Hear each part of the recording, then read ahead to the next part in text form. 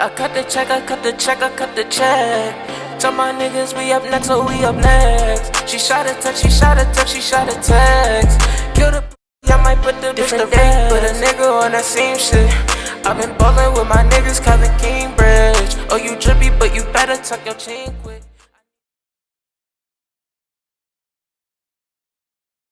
What's good, y'all, man? We back again with another video, man. And today we are here to talk about a player that's he's been in the news in the past 24 hours. He just got a big contract. Y'all probably know who it is, but before I say that, I want to say like and subscribe, share with your friends. Thank y'all for the love y'all been giving me on these last few videos. I've been getting some of the most views that I've been getting in the last year that I started this podcast. So thank y'all. But let's get into this, man. Today we're here to talk about Michael Porter Jr., man. So, if you guys don't know, last year Michael Porter Jr. just got a fat contract. 5 years, $207 million. That's the most it can go up to. But as of right now, I think it's at 174. And if he makes like an All-NBA team, which he probably can, it'll go up to $207 million. So, it'll become a Supermax. And the feedback that I was seeing from other fans, not like Nuggets fans, they were cool with it because they know how good Michael Porter Jr. was. But like the comments I was seeing, it was like, bro, is that too much? Or that's a lot to pay for a third option and stuff, like all that stuff. And I was kind of confused about that because I was like, Michael Porter Jr. is top 5 in his draft class, no doubt about it. It's Luka, Trey, and I don't think I'm forgetting anybody. I will put Michael Porter Jr. over Shea. He's top 3. Michael Porter Jr. is a dog, bro. It's just he's a third option on a team with 2 really good stars ahead of him. But to some people like me, Pierre, Pee-wee the Plug, they would say that Michael Porter Jr. is number 2. I think Michael Porter Jr. is number 2. I don't give a damn what nobody say. But just judging off the team, Jamal Murray's been there longer. Jamal Murray had more moments than Michael Porter Jr., especially in the playoffs. So he's automatically labeled a number 3. So, my reasoning to bring in this video, and it's crazy because I was about to do a Michael Porter Jr. video before that even was announced, because I really feel like Michael Porter Jr. is that nigga. But my reasoning for bringing this video is because I don't really think people understand that, like, Michael Porter Jr., when it comes to young superstars in this league, bro, Michael Porter Jr. is up there. Like with Jason Tatum, with Brandon Ingram, Luka, Devin Booker. Michael Porter Jr. is up there. He just doesn't get talked about because he's not the number 1 on this team. But if he was the number 1 on a team, bro, like if you put Michael Porter Jr. on, what's the team that can use a number on? Bro, if you put Michael Porter Jr. on the Magic, bro, with all that defense around him, I swear to you, they would be so nice. They would be so nice. But let's get into this, bro. To start off, Michael Porter Jr., he had a confusing couple college years. I don't even want to talk about what happened in his college years because I don't remember it mostly. I know he had to go to a different college because one college, I think, paid him or something like that. And he got hurt in that college. He only played 2 games. And then when it came to getting drafted, you can go watch what he said on the JJ Redick podcast, literally uploaded like a week ago. But the Kings were most likely going to draft him at number 2. But then literally the day after his pro day or something like that, or his draft day, when he was about to have another one, his back started hurting again and he had to get another surgery. So he ended up falling because a lot of people didn't know if that injury was going to hold him off for a long time. One doctor said he'll never play basketball again. And he ended up falling number 14. The Nuggets just took a gamble on him. They couldn't let a bucket like that slide. Even if he was never going to be the player that he was, the Nuggets was already in a decent position. I believe that was the year after they lost to the Portland Trailblazers.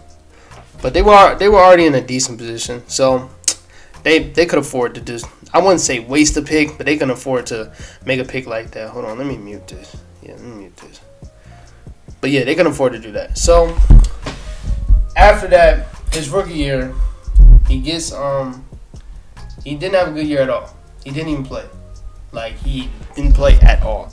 I thought his rookie year he actually played a couple games. No, they held him out the whole year, which was understandable, bro. You didn't want to rush a talent like that because even the Nuggets, they understood that Michael Porter Jr. can be an extremely good player in this league We just got to get these injury issues figured out. And they couldn't rush that talent back, so he didn't play his whole rookie year. The next year, which is really considered his rookie year, I don't really understand how that happens. But the next year, he didn't play that much at all. They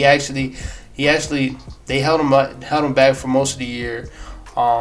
He kind of came off the bench, played some garbage minutes. He played like at least 15 minutes a game. He averaged 9 points, 50 from the field, 42 from the three. It wasn't a bad year. I know he was pretty disappointed because he knew he could help the team right away.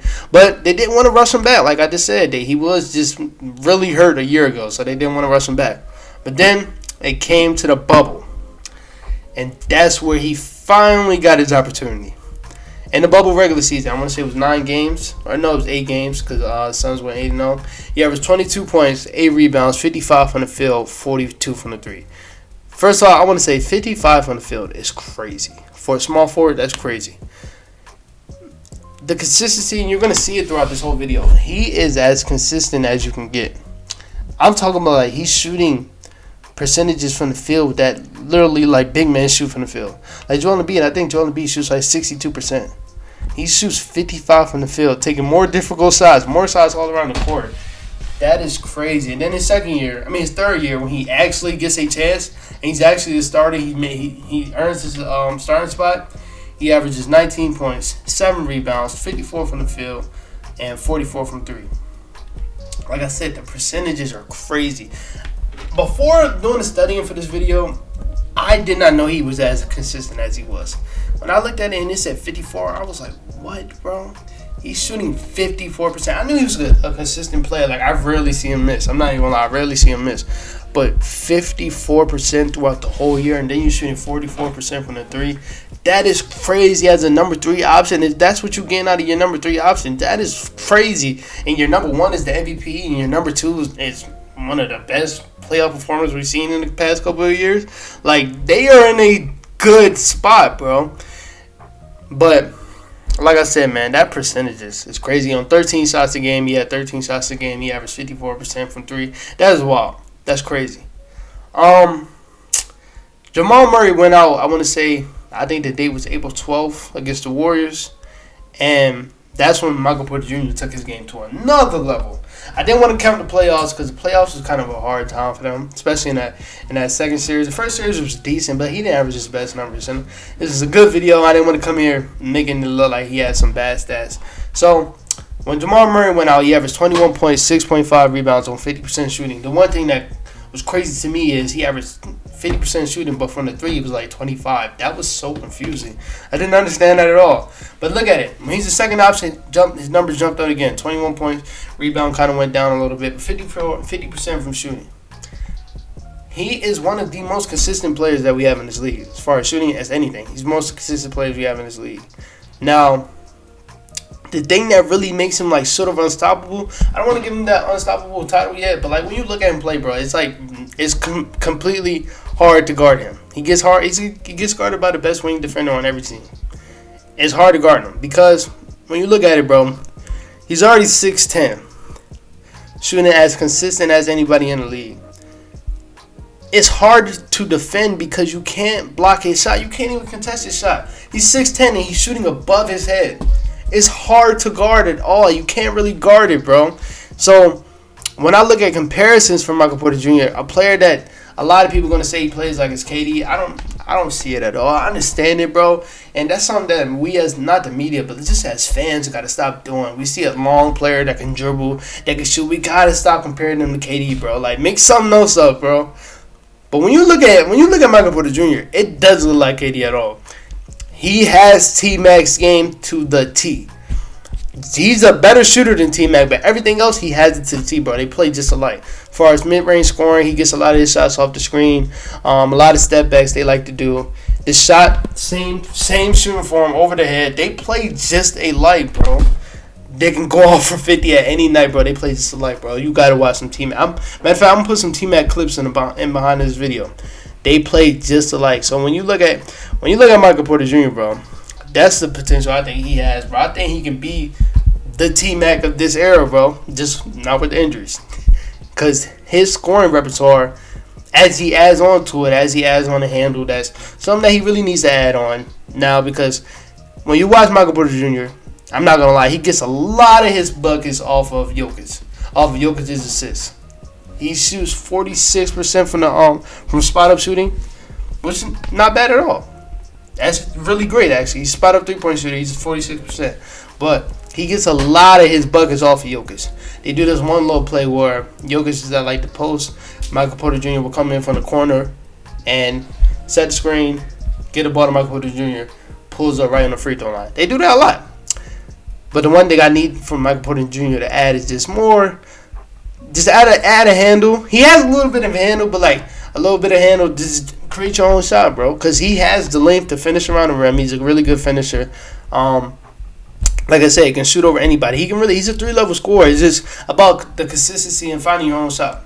And that's what will take him to the next level, where he's on the level of Tatum, Brandon Ingram, Jaylen Brown. Because I feel like he's damn near there already, bro. Like I said, that consistency is something that those other players they don't have. They don't shoot 54%. I think the highest, the most consistent out of those 3 players that I just named is Brandon Ingram. He shoots 49. Michael Porter Jr. shoots 54% from the field. That is crazy, bro. As a number 3 option to shoot 54%, it's really wild, bro. It's really wild, bro. The one thing I didn't know that he had out of high school is he's a really good rebounder. He averaged 8 rebounds this year. He's a really decent rebounder, bro. This Nuggets team, bro, when you look at it, bro, they got Jamal Murray wrapped up in a max deal. Jokic, he's in a max deal, but I think he has like 2 years left. He's going to re-sign. They just signed, what's his name, Aaron Gordon a couple weeks ago to not a max deal, but a deal where he's making like $25 a year. And they just signed Michael Porter Jr. yesterday. And then you got Will Barton wrapped up. You just drafted Bones Highland. Monte Morris is one of the most underrated players in the league, and he's on a contract that's a steal, making $9 million a year.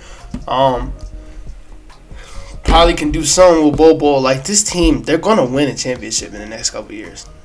In the next few years, I wouldn't be surprised they may win a championship. If Jamal Murray was healthy this year, I damn would have picked them to win it this year. I was about to. Because like, when you looked at the team, bro, Jokic was dominating. Jamal Murray, before he got hurt, he was doing his little regular season Jamal Murray shit where he's averaging like 19 points. But you know in the playoffs, he's going to step it up. Michael Porter Jr. was doing his shit. And then they got Aaron Gordon. That was, to me, the piece that they needed. A defensive forward next to Jokic who can also shoot, spread the floor. It was a lob threat. And then you had off the bench Campazzo. JaVale McGee was a decent pickup for them. Will Barton. PJ Dozier.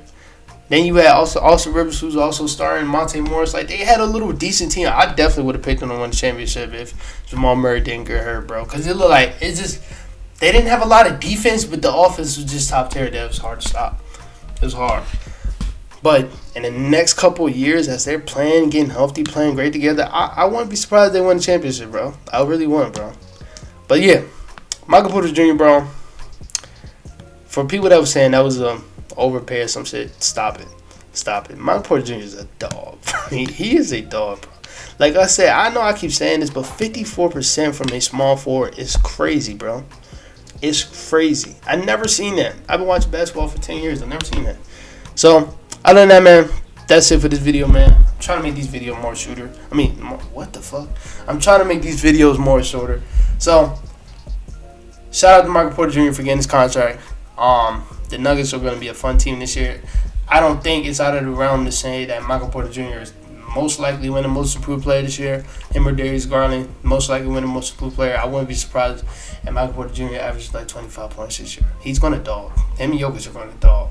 People are going to say that the Nuggets are going to slide down. They might be in play-in. No. They are going to be like a top 6 seed, bro.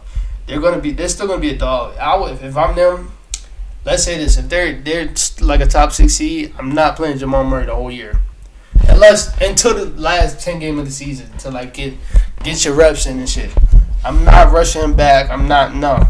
You can take a break the whole year. If they're doing good, don't rush him back because y'all gonna need him, bro. A lot of people want to say the Lakers are coming out the West, no doubt. The Nuggets are right there. They're right there, bro. Like, we got the names on our team, but they have a team, bro. But other than that, man,